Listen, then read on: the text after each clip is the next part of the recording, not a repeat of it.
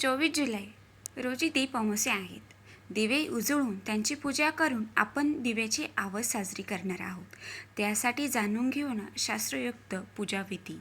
दीप अमावस्या पूजाविधी. दीप अमावस्येच्या दिवशी घरातील दिवे घासून पुसून ते एका पाटावर मांडावेत. घरात खूपच दिवे असतील तर नेहमीच्या पूजेतील कुटुंबात व वंश परंपरागत असलेले असे काही महत्त्वाचे दिवे पूजेसाठी ठेवावेत. शक्यतो प्रत्येक दिव्याखाली छोटी ताटली ठेवावी, म्हणजे ओघळणारे तेल त्यात जमा होईल. पाटाखाली छोटीशी तरी रांगोळी काढावी. पाट नसल्यास केळीच्या पाण्यावर दिव्याची स्थापना करावी. त्यांना हळदी कुंकू फुले वाहून नैवेद्य दाखवावं.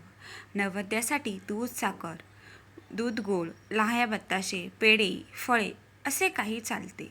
उदबत्ती निरांजन लावून ओवाळावी. दिव्यांसाठी जोडवात. दिव्यांमध्ये वाती ह्या कापसाच्या असावेत आणि शक्यतो जोडवात लावावी. जीवाशिवाच्या एकरूपतेचे अद्वैताचे प्रतीक म्हणून. जोडा सलामत राहावा म्हणून अशी याची कारणे सांगितली जातात. परंतु शास्त्रीय कारण असे की दोन वातीमुळे केशाकर्षण कॅपिलरी ॲक्शन योग्य प्रकारे होऊन ज्योतीला तेलाचा अखंड पुरवठा होतो आणि दिवा नीट तेवत राहतो. अशा प्रकारे दीपपूजा झाल्यावर दिव्याची पौराणिक कहाणी वाचावी. दिव्याला नैवेद्य.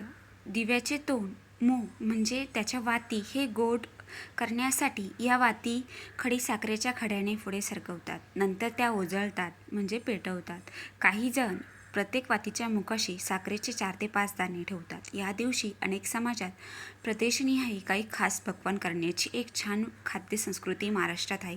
विविध घरांमध्ये परंपरेनुसार खीर, पुरण, उकडीचे मोदक, उकडीचे दिवे, कणकेचे गोड दिवे, मुरुड, कानवले, दीड पुरण इत्यादी पक्वान्ने केली जातात. अशाच खास पक्वान्नाचा नैवेद्य दाखवतात. मुले म्हणजे वंशाचे दिवे म्हणून काही ठिकाणी मुलांचे औक्षण केले जाते आणि त्यांना ओवाळले जाते. सायंकालीन पूजा. सायंकाळी सर्व दिवे उजळून आरती करावी. आरतीपुरते घरातील विजेचे लहान मोठे सर्व दिवे चालू ठेवावेत. बाहेर काळोख, पाऊस, थंड हवा आणि घरात उजळलेले सर्व प्रकारचे सर्व दिवे पाहून चक्क प्रसन्न वाटते.